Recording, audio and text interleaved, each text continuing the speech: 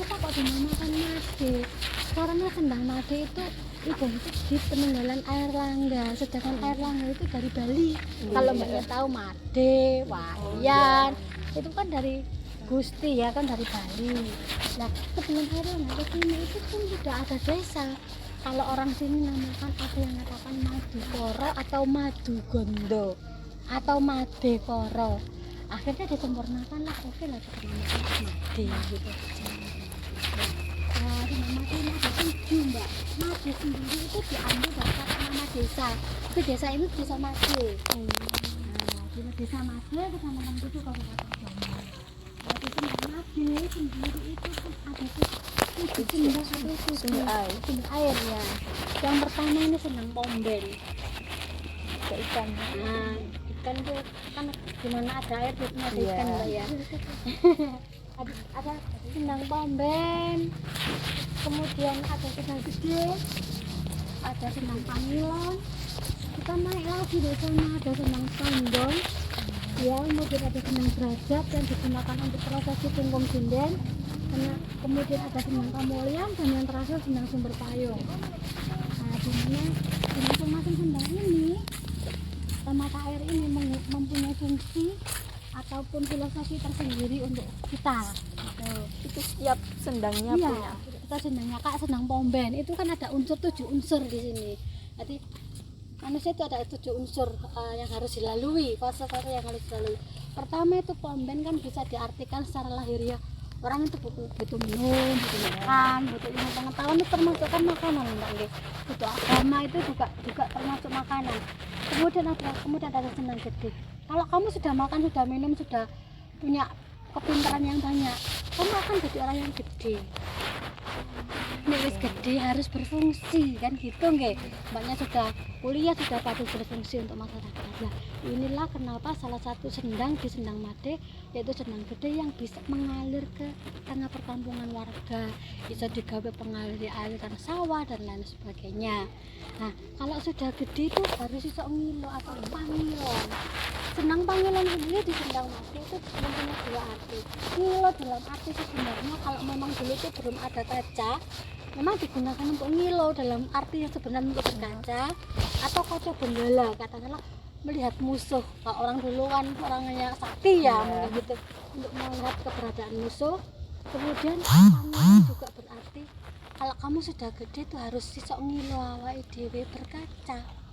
Ojo ngaca wong, ngaca awake dhewe. Cermin tuh kita arahkan ke diri kita sendiri, belum kita arahkan ke orang lain kan gitu ya. Kalau kamu sudah bisa ngilo kamu ini siapa, kamu harus condong. Itu sama yang pohon itu sendang tandang di sini itu kan mempunyai berarti seperti sendang pangilon. Sendang condong itu di sini digunakan pertama untuk orang-orang kalau mempunyai hajatan, katakanlah menikahkan anaknya, lunat, apa-apapun, mereka harus ambil air di sini. Masyarakat setempat ini bawa panggang ayam ke sini, dikundang wong akeh sing ada di sini. Setelah mereka kunduri di sini dengan membawa panggang ayam, mereka akan ambil airnya, mungkin 1 jerigen atau 2 aqua atau 1 botol aqua besar, dibawa pulang. Nantinya air yang dari sini itu digunakan sebagai campuran mereka untuk masak yang nanti dihidangkan kepada tamu-tamu. Mitosnya masakannya akan sedet, kemudian bisa menarik tamunya akeh sing bowo lah, seperti itu. Lah, kalau kamu sudah bisa bercermin, kamu harus punya kecondongan. Kan lagi guru ya, jadi guru sing baik, yang bertanggung jawab gitu kan. Jadi tani yang baik, jadi pejabat yang baik, harus punya condong. Nggak mungkin toh mbak, nggak punya kecondongan, pengen jadi ini itu kan gitu. Setelah condong, ya punya tujuan, kamu akan mulia. Sendang Kamulian itu di belakang sendang ini, di belakang Sendang Derajat itu ada Sendang Kamulian di bawah itu. Nah, sendang kalau kamu sudah punya tujuan, kamu akan mulia. Yang di penggawean kan enak mbak, meskipun tani kan enak yang di penggawean. Nah, setelah Kamulian ada Sendang Derajat. Kalau kamu sudah punya penggawean, kamu akan melihat derajatmu akan terangkat gitu. Kemudian setelah ada Sendang Derajat yang digunakan filosofinya seperti itu, Sandang Sendang Derajat adalah sendang yang digunakan untuk ritual kungkum sinden. Jadi kalau sinden-sinden di sini mitosnya itu seperti ini. Dulu Airlangga pada waktu dinikahkan oleh ayahnya dapat anak dari pamannya sendiri itu kan umur 16 tahun pada waktu mantan di Temokne itu kerajaannya diserang oleh pasukan Wurawari bekerja sama dengan pasukan dari Sriwijaya dari Palembang. Kemudian beliau melarikan diri sampai di sini. Di sini nih nyamar. Di sini kan sudah ada desa nih. Di sini itu sudah ada padepokan. Akhirnya beliau mendirikan kayak semacam kesenian, pengrawit. Makanya Sendang Made juga dinamakan Sendang Sinden. Mitosnya sinden-sinden atau kesenian apapun, entah itu penari, penyanyi, bahkan MC dan lain sebagainya, kalau belum kawisuda di Sendang Made, pamornya belum pecah. Nah, jadi tujuannya wallahu alam bisawab ya, kita kembalikan lagi pada Allah Ta'ala. Kalau sudah mandi di sini, disiram jamas di sini itu pamor pecah, suaranya tambah enak, penampilan auranya terpancar gitu keluar. Bahkan Inul Daratista pernah ke sini, pesinden Sukesi, kalau mbaknya tahu dari Jawa Tengah itu yang suaranya wow banget, itu pernah ke sini. Beberapa artis pernah ke sini karena mungkin mereka mendengar mitosnya tadi ya. Nah, mitos itu kita jaga mbak sebagai kearifan lokal, bagian dari adat istiadat terutama di desa Made ini. Kemudian di belakangnya itu ada Sendang Sumber Payung, adalah salah satu dan satu-satunya sendang di Sendang Made yang berbentuk seperti sumur, terlindungi airnya, tidak terbuka.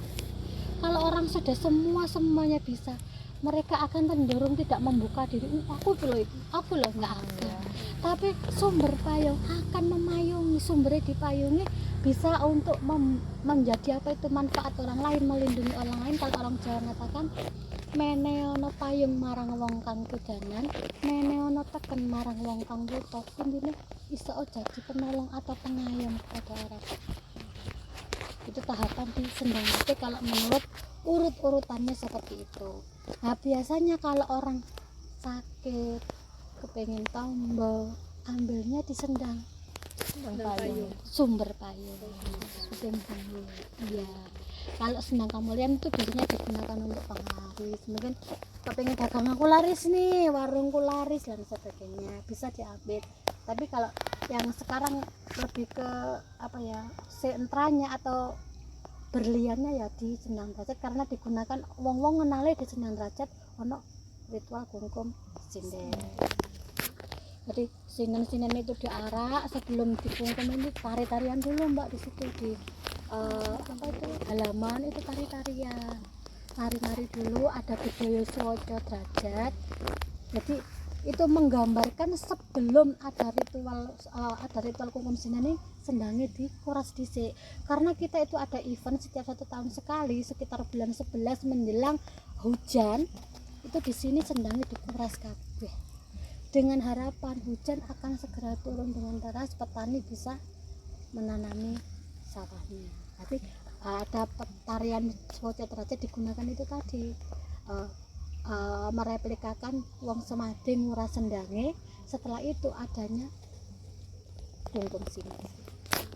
Berarti ini masih aktif banget digunakan. Aktif sekali, bahkan bukan kok hanya 1 tahun sekali ada event wisuda sinden apa-apa, hari-hari biasa, terutama di hari Jumat Legi, Kemis Kliwon, Jumat Legi, mbaknya tahu kan hari-hari seperti itu banyak sekali orang-orang yang datang. Ya mungkin kita nggak ngerti apa tujuannya, ya kita mendampingi saja, mandi, ada yang sekedar menepi, ada yang sekedar semeti kayak gitu. Nah untuk mandi di Sendang Derajat ini biasanya menggunakan 2 bunga, yang satu kembang setaman, yang satu kembang telon, kembang tiga macam. Yang satu itu mawar, kenanga, dan gading. Itu juga ada filosofinya mbak di sini. Mawar itu urip itu mawarna-warna, kamu bisa jadi apa saja yang kamu mau, mawarna-warna bermacam-macam kan orang ini. Kemudian ada mawar kenanga, kenongono kalian sakwis karepmu bakon ngono bakon ngene kan gitu mbak ya. Ada kantil yang terakhir, nanti kita tetap kantil marang Allah Ta'ala, Jadi ada unsur itu tadi. Malah kita masukkanlah sesuatu yang jangan sampai kita itu mendoakan Allah kan gitu ya Mbak ya. Makanya kita setiap ada tamu kita jelaskan seperti itu biar mereka tetap ingat kepada Allah Ta'ala. Mungkin di sini hanya lantaran atau supaya pecah pamor gitu aja, tapi semuanya kembali kepada Allah Ta'ala. Tapi untuk masyarakat sini tetap aktif di sini Mbak, maksudnya ada apa, hajat apa mesti bawa panglima ayam ke sini tuh. Berarti sampai sekarang masih tetap aktif digunakan. Bagus nih berarti. Iya. Masih gotong royong gitu. Iya, kalau biasanya itu kan apa itu sedekah bumi ya Mbak ya. Ya gunungan, orang-araan gunungan tumpeng, kemudian dunia alat tari-tarian juga. Ya bekerja sama dengan dinas terkait, dalam hal ini adalah Dinas Pendidikan dan Kebudayaan Kabupaten Jombang sama BPPKW 11. Karena kalau ada event kita harus izin. Karena tanahnya ini sudah milik BPK, milik kantor. Jadi kalau ada apa-apa harus izin dulu tuh. Ini dalamnya berapa meter? Dalam dari sendang-sendang di sini tuh bervariasi Mbak. Yang paling dalam itu sendang Bomben, kemudian sendang Panggilan juga dalam, sendang ini juga dalam, sendang gede. Tapi kalau dua ini yang nanti bisa dilihat kalau sendang apa itu kamunya itu enggak ada airnya cenderung mengalir ke derajat. Ya iya, cenderung enggak ada airnya karena airnya mengalir ke derajat. Karena itu uang sing mulya iso duwe derajat, ngalir derajate. Kan gitu filosofinya. Nah, ini derajat ini segini. Sedada. Kalau sendang yang di sana itu, sendang Sumber Payung itu sumur Mbak ya sekitar 4 meter gitu. Kalau ini juga dalam. Ini dalam sekali. Dalam sekitar 5 meter. Ini 5 sampai 7 meter. Dalam ya itu. Iya. Kelihatannya kayak Iya, dalam terus di bawahnya itu batu. Jadi sumbernya itu keluar lagi kayak batu gitu lah. Mungkin kan pohonnya besar-besar, jadi deras banget kan ini kan loh sumbernya gitu. Tapi samping kiri kanan ini struktur bata yang dari air langga. Iya, air langga. Jadi mungkin dulunya itu sendang biasa ganti tanah, mungkin dalam orang dulu kasih bata lah didampingi, mungkin nggak longsor, nggak tahu itu ada struktur batanya. Saya ada fotonya, nanti kalau memang berkenan waktu dikuras saya ada fotonya. berarti ini tuh semua satu sumber atau setiap ini tuh bersumber sendiri-sendiri? Ada yang mengatakan 7 sendang 7 sumber, ada yang mengatakan sumbernya satu dari Sumber Payung tuh. Makanya kemarin itu waktu dikuras itu diambil airnya dilihat ekologinya apa aku nggak ngerti Mbak ya gitu ya, airnya atau kayak gimana itu ternyata beda-beda. Kalau dari satu sumber kenapa kok beda pH-nya, tingkat kejernihannya itu beda itu. Yang bahkan kemarin waktu diambil itu saya tanya piye Pak hasilnya nggo wingi kan gitu, ternyata yang paling jernih ini derajat ini. Tapi padahal yang dibuat mandi itu ini itu katanya, tapi nggak tahu lagi. Tapi pada waktu mandi nggak boleh menggunakan kayak sabun nggak boleh, harus pakai ya wis nyilam 3 kali gitu aja kalau mandinya sama bunga tadi.